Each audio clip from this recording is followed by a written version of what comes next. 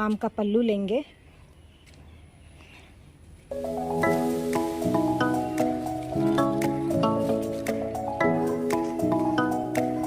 जो है चाकू से काट लेंगे। ये शंकर भगवान को बहुत प्रिय है, तो इसे भी हम तोड़ेंगे।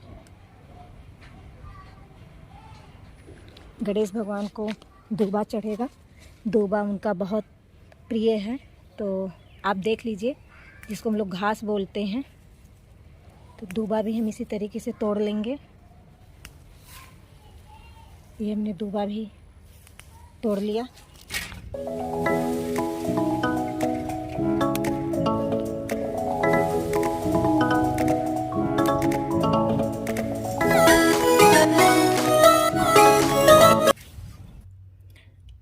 ये हम दिखाना चाह रहे हैं कि क्या क्या सामान का यूज होता है तीज पूजा में।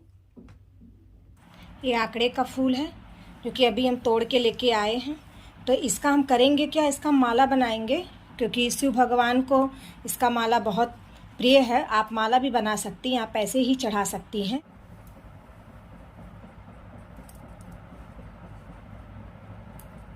अब क्या कर? हाँ बेटा, अब क्या कर? हम माला बना रहे हैं। अच्छा, बनाने।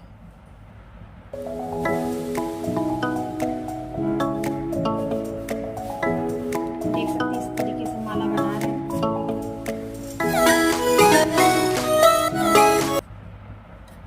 ये तो हमें वीडियो शूट करना आप लोगों के लिए, तो दिखा रहे हैं। अभी तो तीज तो 4 दिन बाद है। वीडियो हम अपलोड पहले करेंगे, ताकि आप लोग भी इसी तरीके से पूरी तैयारी कर सकें।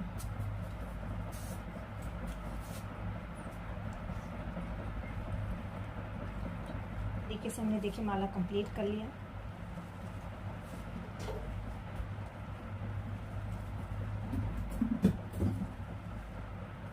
जय माता दी, आप सभी का मेरे YouTube चैनल पर स्वागत है। मैं प्रतिभा त्रिवेदी। आज हम जो वीडियो लेके आए हैं, हरितालिका व्रत के ऊपर लेके आए हैं। आज हम आपको ये बताएंगे कि जब हम लोग हरितालिका व्रत करते हैं तो उसमें कौन कौन सी सामग्री की जरूरत पड़ती है और हमें कौन कौन सी सामग्री का यूज करना चाहिए होता है। हम लोग अपने हस्बैंड के लिए करते हैं, पति के लिए करते हैं, उनकी लंबी उम्र के लिए करते हैं। और ये एक ऐसा त्योहार है कि कुंवारी लड़कियां भी इस व्रत को कर सकती हैं। जिनकी अभी शादी नहीं हुई है, वो भी चाहे तो इस व्रत को कर सकती हैं। लेकिन सबसे पहले तो ये जानना है कि इस साल अर्धमास लगा था। तो अर्धमास में होता क्या है कि जो कोई भी चीज हम लोग शुभ कार्य नहीं करते हैं।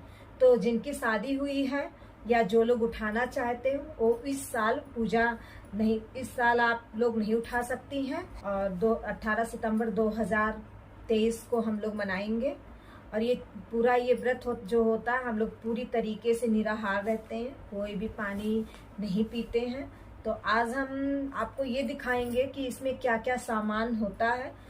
और बहुत कम सामान में आपको पूजा की विधि बताएंगे। बहुत ज्यादा सामान नहीं होता क्या कि कभी कभी हम लोग बहुत कंफ्यूज हो जाते हैं कि इतना सारा सामान हम कहाँ से अरेंज करें। आप जो हम दिखाएंगे, अगर आपके पास प्रेजेंट है तो ठीक है, अगर नहीं भी है तो आपके पास जो भी है उसी में आप पूजा कर सकती हैं। और करने से पहले तो सबसे पहले ये जान लेते हैं कि शुभ मुहूर्त कब है। तो शुभ मुहूर्त है सुबह, अगर वैसे तो प्रदोष काल में ही हम लोग हरतालिका भोले बाबा का पूजा करते हैं। लेकिन अगर आपको सुबह करना है, मंदिर पे जाना है, तो मंदिर की जो टाइमिंग है, तो सुबह की टाइम है 6:07 से लेके आप 8:30 बजे तक कर सकती हैं।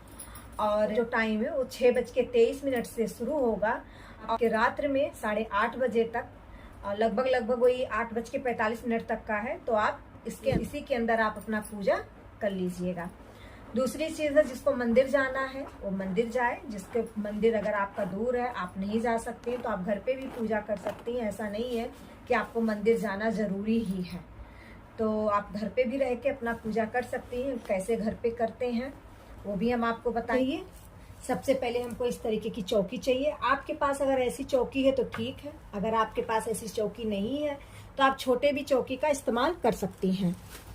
इस पे हम लोग आप पीला कपड़ा भी बिछा सकती हैं, लाल भी बिछा सकती हैं, जैसा आपको लगे।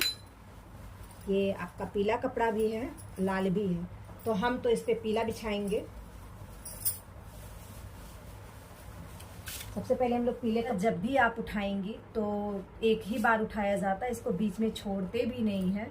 जब तक हमारी जिंदगी है तब तक ये व्रत है, इसको आजीवन निभाना पड़ता है। अगर किसी कारणवश आप ये व्रत नहीं कर सकती हैं तो आपके हस्बैंड इस व्रत को पूरा कर सकते हैं। और इस व्रत को करता कौन कौन है? इस व्रत को कुंवारी लड़कियां भी करती हैं, क्योंकि माता पार्वती कुंवारी में ही पूजा की थी और शिव भगवान को प्राप्त हुए थे, तो इसलिए कुंवारी लड़कियां भी इस व्रत को करती हैं, विधवा भी करती हैं और सुहागन भी करती हैं। क्योंकि ये व्रत ही ऐसा है कि उसको एक बार उठाने के बाद कभी इसको छोड़ा नहीं जाता, इसलिए जब तक हमारी जिंदगी है और तभी तक। और इसमें पूजा किसकी की जाती है? इसमें शिव पार्वती जी और गणेश भगवान की पूजा की जाती है। तो सबसे पहले तो आपको एक कलश चाहिए, तो आप मिट्टी का भी रख सकती हैं, तांबे का रख सकती हैं और इस तरीके का भी रख सकती हैं। कलश चाहिए और जल है, फिर अक्षत चाहिए आपको, दीपक बना लीजिए इस तरीके से, आम का पल्लो चाहिए, तान दीजिए। लेकिन इस तरीके का जो दान आता है मार्केट में, तो लोग क्या करते हैं, इसको ले आते हैं, दे देते हैं। तो हम तो सबको एक ही राय देते हैं, इस तरीके का दान आप लोग मत किया करिए, क्योंकि इसमें क्या होता है, एक तो प्लास्टिक की चूड़ी होती है, क्योंकि हम लोगों को, सुहागन स्त्रियों को प्लास्टिक की चूड़ी बिल्कुल नहीं पहननी चाहिए। छोटा सा शीशा है और ये मतलब जो इसमें लिप कलर भी होता है, बहुत ही लोकल क्वालिटी की होती है। अगर ये दान आप किसी को इस तरीके का दान कर भी रही हैं तो ना तो कोई पहनेगा इसका, ना कोई यूज है। जब हम नहीं पहन सकते हैं तो ऐसा दान हम दें क्यों किसी को, और ऐसा दान हम माता जी को चढ़ाएं क्यों? ये तो हमारी पर्सनल राय है। बाकी आप लोगों को अगर ये समझ में आता है और आप इसी तरीके से दान करना चाहती हैं तो ये आपकी खुद की चॉइस है। तो ये सबसे पहले तो हम करेंगे क्या, पैरों में आप आलता जरूर लगा लीजिएगा, पैरों में रंग लगा लीजिएगा। 16 श्रृंगार करके ही आप व्रत करेंगे। ये तो हमने कुछ चीजें निकाल रखे हैं। ये सिंगोरा होता है, ये शादी का सिंगोरा है। अगर आपके यहाँ इस तरीके का सिंगोरा शादी में आया है तो ठीक है, अगर आपके पास ऐसा सिंगोरा नहीं है तो आप क्या करेगा, सिंदूर होता है, ये आप ले सकती हैं, बिल्कुल पीला वाला ही चढ़ता, आप ऐसे भी डिबिया का भी ले सकती हैं, ठीक। और अगर ये है तो ठीक है। और इसी से हम लोग सुहाग लेते हैं, इसके बारे में भी हम आपको बताएंगे कि कैसे सुहाग लिया जाता है। जब भी हम सिंगोरे से सुहाग लेते हैं, बहुत दूर रख के नहीं, बिल्कुल पास में रख के लेते हैं। जब हम जिस तीज का व्रत करेंगे तो उस दिन हम सुहाग लेंगे और वीडियो बना के डालेंगे, लेकिन तब तक लेट हो जाएगा, क्योंकि वीडियो तो बाद में जाएगा, पूजा तो हम शाम को करेंगे और सुहाग जो है सुबह लिया जाएगा। सुहाग लेने के बाद ही हम वीडियो अपलोड कर पाएंगे। तो इस वजह से आपको हम बता देंगे कि कैसे सुहाग लेना है। जो टोकरी हमने सजा रखा है, ये सुबह की टाइम हम जिस दिन व्रत रहेंगे, तीज वाले दिन सुबह की टाइम इसको हम दान देंगे, छुएंगे। और हमारे यहाँ जो इसे बाँस की टोकरी में छुआ जाता है, अगर आपके यहाँ बाँस की टोकरी में छुआ जाता है तो ठीक है, अगर आपके यहाँ बाँस की टोकरी में नहीं छुई जाती तो आपको जैसे दान दे सकते हो वैसे। कुछ आप अपने इच्छा अनुसार, इसमें हम कुछ मुद्रा भी रख देंगे, जो भी आपकी इच्छा हो आप अपनी इच्छा अनुसार रखेंगी। हमारे यहाँ वस्त्र दान जरूर करते हैं, अगर आपकी सामर्थ्य है तो आप वस्त्र दान करिए, अगर आपके पास वस्त्र जरूर दान करना चाहिए। और आप भी जैसा आपका सामर्थ्य हो आप वैसे करेंगी। तो ये तो हो गया हमारा दान का, जो हम सुबह दान करेंगे। ये हमारा हो गया पूरा दान का, जो कि हमने आपको दिखा दिया क्या क्या होना चाहिए। साथ में चूड़ी भी है, ये चूड़ी का भी चूड़ी है।